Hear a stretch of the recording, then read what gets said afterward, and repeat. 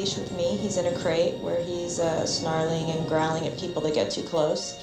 He's pretty smart. When I first saw this episode, I was so excited. I could not wait to record it. It has so much. It touches on so many different things, but one of the most important aspects that it touches on is how important it is that we meet our dog's needs. This is a perfect example of a dog that desperately needed a job and had no way of expressing himself. Like he was deeply frustrated because his one need that he needed wasn't being met. The other thing I really like about this episode is it features another trainer.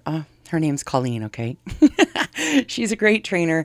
I've seen several of her videos and I really like her. What I really like is that she's reached out to Cesar and admitted that, hey, I've got some blinders on for this dog. I'm missing something. I need a fresh set of eyes. So yeah, let's just jump right in. I can't wait. I'm super excited. As usual, with my videos, I'll be stopping and pausing and explaining things as I see them and, discussing different methods. We'll be watching short little clips. I will put a link to the full description down below, but that's not what this channel is about. This channel is just about decoding the dog and explaining Cesar's methods. And so that's just what we're going to do. So I'm going to stop rambling. Let's get into it. This is going to be a great episode. I'm really excited about it. So let's go. To the fact where if the people aren't interested in him, they just want to pet a dog.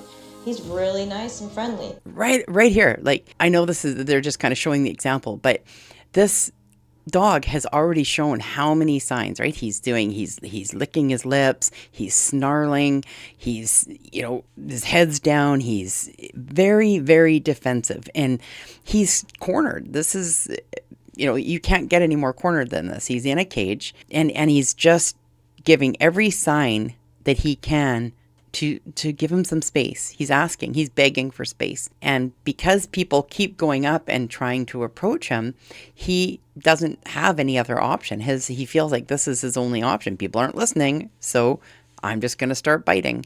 And it's sad to see because he really is. He's telling everybody. He's actually a really good dog. He's telling everybody, I don't feel safe right now. I need space. If the people come down and they say, hey, I found this dog Murray online, I want to check out, he bites them. Guaranteed. See, right there. Like he had already said how many times, I don't want you here. I don't want you this close to me. When you encounter those kind of dogs, the best thing you can do is just step away. Be close to him, but don't be right into his bubble. You hear me a lot say that we have to own our space with our dogs, but we also need to give our dogs space. We need to respect their bubble as well.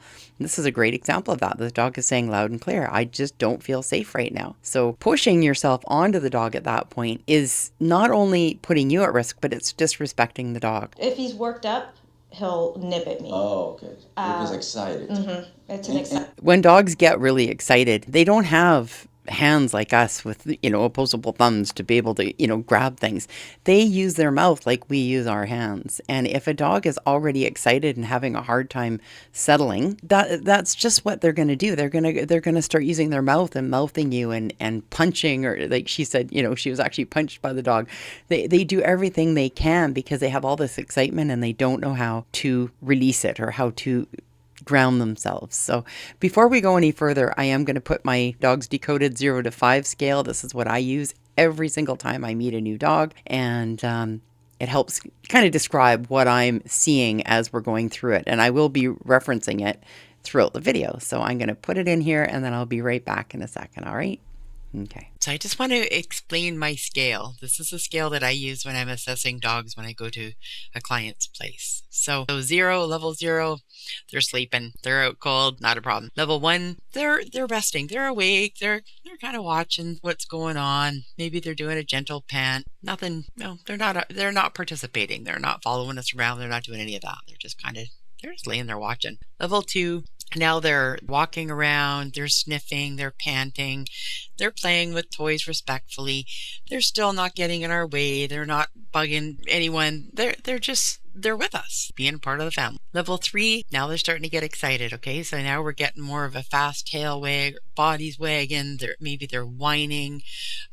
They're attention seeking. They're taking, if you've got a dog that likes toys, he's bringing those toys. He's squeaking them really loud, or he's bringing them to you and demanding your attention. And he's unable to settle at this point. So you give him a command to go lay down or go settle down, and he just can't. Level 4, Now we get into more severe problems, right? Now they're jumping, maybe they're pulling on the leash, they're digging, they're chewing on objects that are on the floor, the furniture, they're starting to bark. And keep in mind that they can still do all of these other things in these other levels, right? Like you might still get whining and attention seeking, but this just means that there's more stuff going on. So they're escalating up to almost an unmanageable point now. Level 5 is where we start really seeing major problems, which is, they're destroying your furniture, your house. There's heavy panting sometimes, there's excessive barking.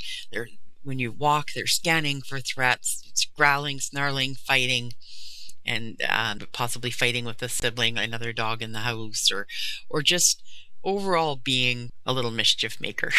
So that's a very simplified way to look at when I say a dog's at a 2 or a dog's at a 4. This is what I'm talking about right here. Okay, so our goal as the owners or as handlers, we want to keep our dogs between a 0 and a 2. That's the perfect zone, right? If we're out walking, we're taking them for a walk, maybe we're throwing the ball for them, they can start to get into, a 3 a little bit, but we really do want to keep, every time we start seeing our dogs start to get a little bit more excited, we want to ask ourselves, okay, what level are they at? We want to try to keep them at that level. So as soon as we start seeing them rise up, we say, knock it off and settle them back down. It's a lot easier to keep our dogs at a level 2 and correct them just as they get to a level 3 than it is to wait for our dogs to get to a level 5 and then try to get them to a level 1. It just doesn't happen. They're just too far gone at that point. All right, perfect. Now that you've seen the video, think about what this trainer just said, right? He's using his mouth on her. He can't settle. He's super excited. He's at a level 5. Dogs that are at a level 5, they aren't comfortable. They're not that they learn. Some dogs learn how to live in that state, but they're not comfortable and they don't know how to self-regulate. All they know is to live in this heightened state. So it makes them extremely dangerous, not just for, the environment and for people in it, but also for themselves, because they become a target to other dogs. Other dogs can't handle that kind of excitement, and so they end up becoming targeted. They'll get attacked, or they'll constantly find themselves being challenged. And it's usually always because the level 5 dog is just right off the wall and the other dogs are trying to keep it calm or trying to calm it down. He's excited over a feather on the floor. I mean, everything gets him excited. So he's playful. He has 2 modes, on and off. It's very common, especially with dogs that are just in their DNA to work. They want to work. They want to have a job. And when they don't have that job, they just try to, make the best of all that energy and all that excitement in their environment. And that's what's happening here. He's just triggered by absolutely, as she just said, a feather on the, flapping in the wind is enough to trigger him. So if you have one of these dogs that's they just can't seem to settle, they're just right up there at a level 5 and they're super anxious all the time, chances are there's a need there that isn't being met. And it's our job as the human to figure out what that need is. So let's keep going. She has done an amazing job. It's just with some cases, sometimes we need help. Whoa. So right here, you can see how he's charging the fence. He was already, they just showed that clip, he's running around the yard, sniffing everything. I mean, this is his yard. He knows this yard, but he's still in that super level 5 state. And then Cesar comes to the gate. There's not even a bark. There was no warning. It was just an instant charge the gate and get right to this new level of excitement, because there's this not new level of excitement for him, but he sensed that excitement, which was Cesar coming to the gate. And so instead of being respectful and being calm, he blew right past Colleen and went right to the gate and then hit the gate because he was just so excited at that point. He doesn't know how to regulate. He doesn't know how to calm himself down. You don't have an ego, you can ask anybody. Mm-hmm. He's done treadmilling this morning, played fetch this morning.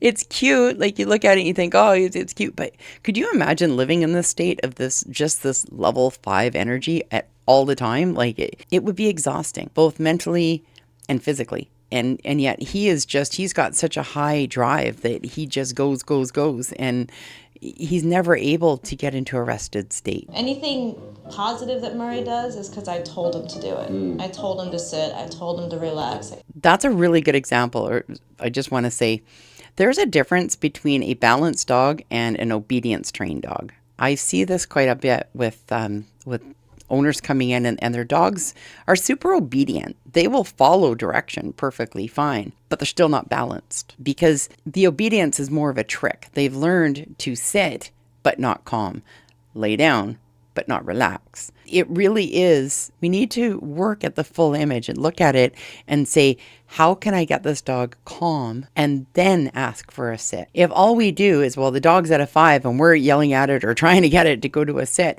eventually, yeah, it will get to a sit, but it never learned how to calm down. Our goal here has to be teaching our dogs how to self-regulate, how to become calm, because everything else after the calm is what keeps them in a balanced state. He's well trained. He's extremely, he's very obedient. He's about to eat that microphone. You just see the tail going. He's laser focused on the microphone. That's all he wants right now. Super happy. And you could see how somebody would see this dog and be like, oh, he's perfect. You know, he's great energy. This is a dog I could take on a 10-mile run and go hiking with. And yeah, except that unfortunately, he also doesn't have a job yet. And this is what we're going to get into. You're going to see it. It's great. I love it. If you take that away. Yeah. I love that he stepped back. As soon as the trainer approached the ball, he immediately took a couple steps back, which is great. But this is a learned, conditioned behavior. He didn't relax. He didn't sit calmly and wait for the ball. He just instantly, he took a couple steps back because this is what he's been programmed to do. This is a programmed response. It's not submission. He didn't just, okay, I'm going to sit here and patiently wait. He went, okay, let's go. So he never actually went into calm, which is what we're trying to go for here. All right, so this next part here, now he's moved over to his place, the Dog Psychology Center. Wow. Is he always that way? Yeah. I know he's going to trigger a... See how even in the vehicle, he cannot settle. He's just in hyper excitement state, right? This is, I know my scale only goes to 5, but like this dog he's at the very top of that 5. You can't get any more excited than this. And again, he's going to, as Cesar says here, he's going to trigger a fight because all those other dogs, they're just going to react to that energy. They don't see a dog, they just see excitement. And that excitement is going to trigger a fight. I'm definitely working with a dog that can hurt another dog. Yeah, you know what I mean? And this, see, this is really important that we don't want to let the dog just jump out of the vehicle, especially because he's in an excited state, but also because we want our dogs to be calm when they both enter our vehicle and exit our vehicle. They need to be sitting quietly waiting, not standing an inch from the door waiting for the door to open so that they can pull it out. I love that Cesar's standing. He's just saying, hey, we're just going to stay here, right? I don't care if this takes an hour. I'm going to wait until he's calm, and then I'm going to invite him to come out. Exactly the same method that you would use if you're in the house with your front door or, any door, right? It doesn't matter if it's your vehicle or your house. Those balls, right? Yeah, he's Mr. Playful. So he slides that collar up. I am going to stop here because, again, I want to explain this part. This is what I call the communication zone. So he's sliding the collar up right at the base of the neck here. And this is what we call the communication zone. Down here is the choke zone. So give me 2 seconds. I'm going to hit that into that video in here, and then I will be back and we'll keep going. Very often you'll hear me talk about, the leash is too low. The leash keeps falling, or the owner's using the pinch collar in the wrong place, or the whatever this collar. It doesn't matter what collar, whether it's a slip leash, a choke chain, a flat collar, prong collar, it really doesn't matter, okay? Here's the difference. if the collar is in what I call the communication zone, which is up here where the blue is, I've labeled it communication zone right here. This is where we want our collars to be. As soon as they start to migrate down, the further down they get towards this red zone here, the less control you're going to have, the less communication you're going to be able to have with your dog. It's just, and this is what happens as you're walking, this collar will just naturally start to migrate down. That's normal. Our job is to just get in the habit of very gently reaching up and repositioning it. That's all there is to it. What I tend to see is the collars way down here. Usually they're just kind of sitting along this, almost the shoulder bone here. But what we don't want is here. Okay, there's no communication here for us. The dogs are not going to hear. And in fact, the further this goes down, the closer it gets to the shoulder, the more power a dog has. As I just explained in the video there, this is why he's sliding the collar up here. Having the collar up here is going to give him a much better opportunity to calm the dog down, because he'll be able to communicate more effectively. He'll be able to say, hey, slow down. When it's down here, it's just going to lead to excitement. The dog's just going to be wiggling and get more excited. But up here, it's that instant, communication, which is what we're going for here. This is what we need. It's so important when dogs are this excited that our communication be spot on, because we need to be able to, they're flooded, right? They're flooded with emotion.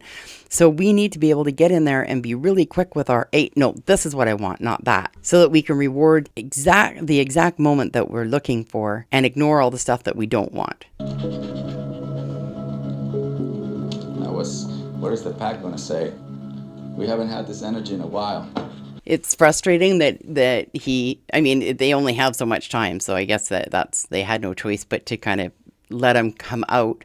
They really should. It would have been nice if he had waited until the dog was calmer before allowing the dog to come out. But he did at least go through the process of getting the collar up in the communication zone, and now they're trying to move on. I guess, the bottom line is they do have a show to go to film. So they only have so much time on each thing. But if you're at home and you're working on this, if this is something that you're dealing with your own dog, very important that you wait until your dog is calm before you allow them to get out of the vehicle.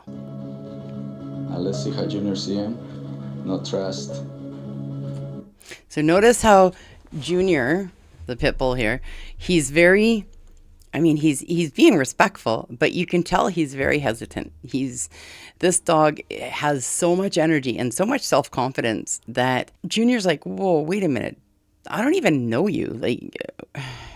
I don't know, right? That's a whole lot of energy. It would be the equivalent of if I just walked up to you, I knocked on your door, you opened it, I went, hi, I'm Colleen, and just boomed right past you, ignored you, and started going through all your stuff and making myself a sandwich in your kitchen and, laying on your couch with my shoes on the furniture. That's the same vibe that this dog is giving to all of these other dogs. These other dogs already have an established pack going. This dog needs to come in very respectful, head down, ears low, tail low, very low energy.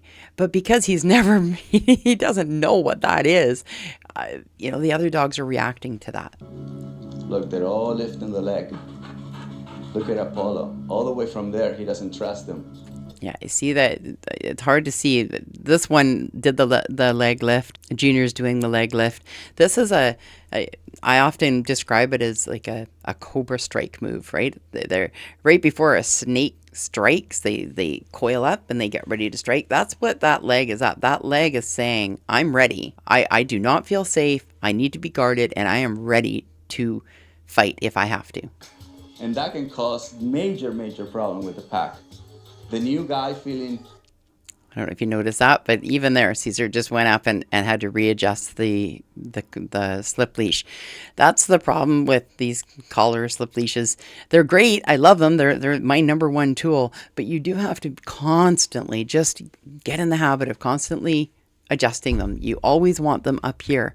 And especially with short, flat-coated dogs like this, the collars tend to migrate down the neck a lot.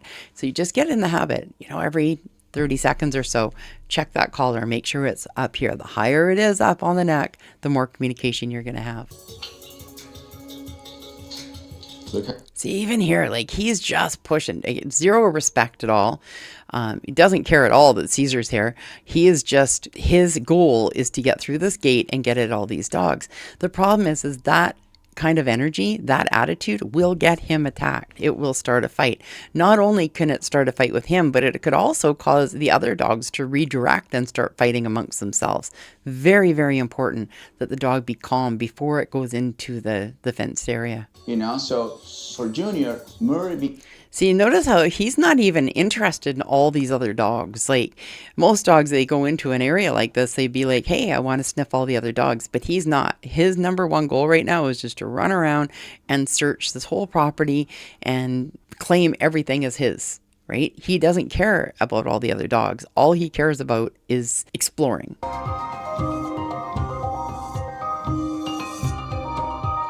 I love that Cesar's using the ramp like this. And notice his body language already. That his tail's coming down. You can already see he's feeling more insecure, more nervous, which is what we want right now. We want him to feel a little bit more. It's natural when you go into a new environment to feel a little, maybe not insecure, but calmer, right? More respectful. So that's what Cesar's doing, is trying to find something in the environment to help trigger that part of him, because nothing we do physically right now is going to work, right?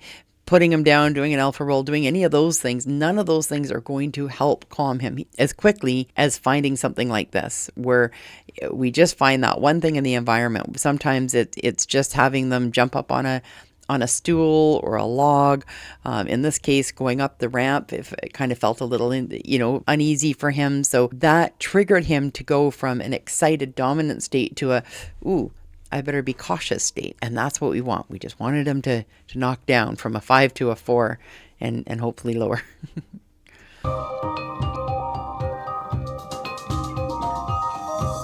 He's already, you can see his whole attitude is changing now. He's still scanning, he's still looking around, but it's not a frantic scan hunting kind of mode. Now it's, okay, wow, I'm here. Like up until now, he didn't even realize he was in a new environment. He acted the exact same way in this environment that he did in the beginning of the video when he was in his yard, right? This is the first time he's actually looking around going, oh wait, I'm in a new environment now.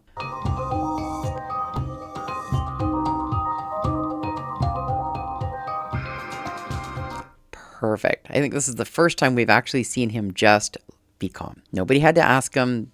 No tension on the leash. No command. This is no obedience. This is just him saying, oh, I'm going to take a breath. Notice as soon as he hits the ground, he went from cautious, calm to explosive, excited again. His feet literally hit the ground, and that's what he did. So he transformed that quickly. In the vast expanse of the Dog Psychology Center, he thrives. The question remains, You notice even here, he's playing, he's doing great with Cesar's dog, Junior. But I want you to pay attention to how he's still, even at a play, he's trying to put his chin over this dog's shoulder. Right? He's still trying to dominate.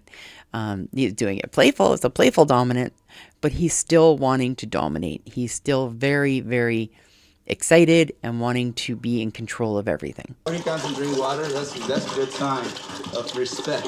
Murray, come on, the last one to drink. The dog is so excited all the time that it has to be reminded to drink. That just goes to show how high level this dog is. Like it is just when it forgets to do something like as basic as drink water because it's just so excited, it just goes to show you what level this dog lives in all the time. All States Canine Detection, a company that trains and then places champion sniffers. Yeah, I love this. Notice how he's still excited. He's been with Cesar now for a few weeks. He's still excited. But look at the difference now when he's getting up in that car, right? Cesar, he goes to jump up and Cesar says, nah, you're still too excited. Wait. He said, okay. He gets back down again. Waits. He tries to jump back up. Nope, you're not ready yet. This is where follow through is so important. It's so tempting to want to rush past or to force things to happen faster than they're naturally supposed to happen. We want to slow things down. When it comes to dogs, the quicker we want a response, the slower we have to make it happen. We need to take time with each step and build on it. Don't try to rush to the finish line. That's just going to take you, the faster you try to run to that finish line, the slower the race is going to become for you. Slow it all down. Just take a break. Set up times. If your problem is, or your dog's problem is, rushing into a vehicle or rushing out, make that your goal. For the next week, every day I'm going to go and I'm going to practice getting my dog in and out of a vehicle. We're not going to go anywhere. We're just going to get in the vehicle and get out, but we're going to do it calm and get him really, really good at that before you move on to the next step. Don't wait until you're on your way to a store, you're on your way to the dog park to work on these things. Do it when you don't have an agenda, so that way when you do have to go somewhere, your dog's already knows what the steps are.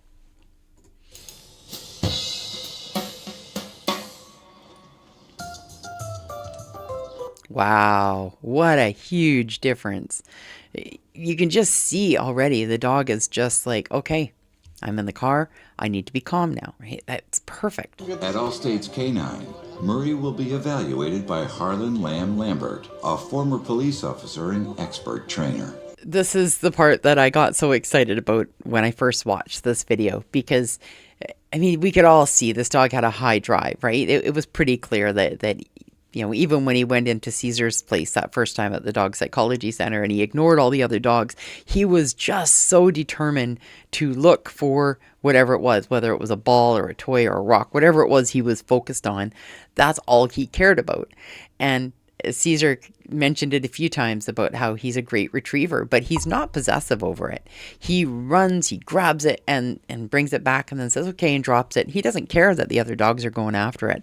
That's a perfect example of a dog that is just, his job is to retrieve, to find. And I love that Cesar zeroed in on it and said, I know the exact job. So if you've got one of these dogs that is just level 5 energy all the time, can't settle, your job is to look and say, okay, what does he love? What makes him happy, right? In this case, the dog was constantly looking for toys. But maybe you've got a dog that's going to click with agility or fly ball or swimming or, finding a sport that your dog really enjoys, tracking, search and rescue. These are all things that you can kind of look at your dog and say, I wonder if this would be a good fit for him.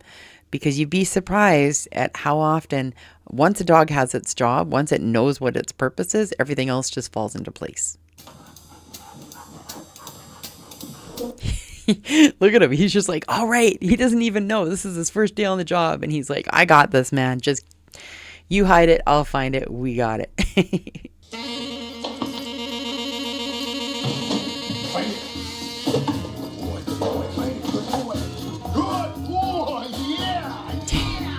That's so awesome. This dog is just, I love that Cesar pointed that out, that this isn't a pet quality dog. This is a dog that he was put here for one reason, and that's to search and to find, and he's found it.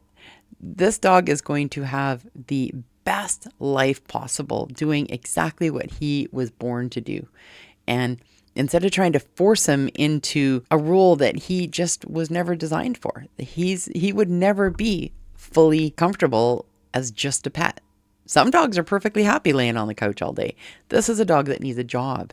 And I'm so glad that Cesar was able to pick it up and say, hey, here it is.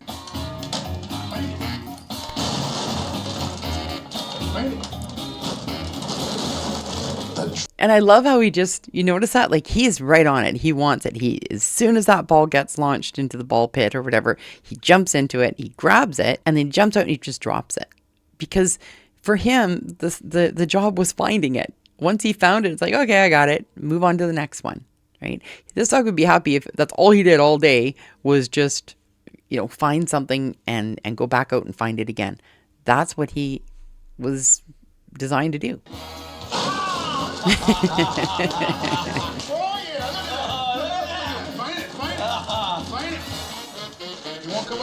That is one happy dog. So anyways, I'm going to leave this episode here. We're at the end at this point. Again, guys, please, I can't stress enough. If you're sitting at home right now wondering if your dog is just too excited all the time and you don't know how to fix it, look at it and say, am I fulfilling my dog on every level? Does he have a job? Does he have a purpose? Am I trying to make him be something that he just isn't? Because it's so easy for us to fill these roles. You don't have to, in this case, yes, the best case scenario for this dog, because it was a rescue dog to begin with, and because it was needing to find a home anyways, right? In the beginning of the video, they explained that this is a rescue dog that was looking for a home. This was the best possible outcome. But if you're at home and you've got one of these dogs, you're like, he's driving me nuts. I don't know what to do. Start asking yourself, what kind of job can I give him that will make him feel more fulfilled? Because I guarantee you, every dog out there needs a job. They love working. And it's our job as a human to figure out what job best fits our dog. So I'm going to leave it at that. Thank you so much. I really do appreciate you guys hanging out with me and watching these. I love every second of it. If you are new and you wouldn't mind, I would love a like and a subscribe. It helps me immensely. So anyways, I'll leave it at that. Thank you so much. Take care. Till next time, keep walking those dogs. Bye.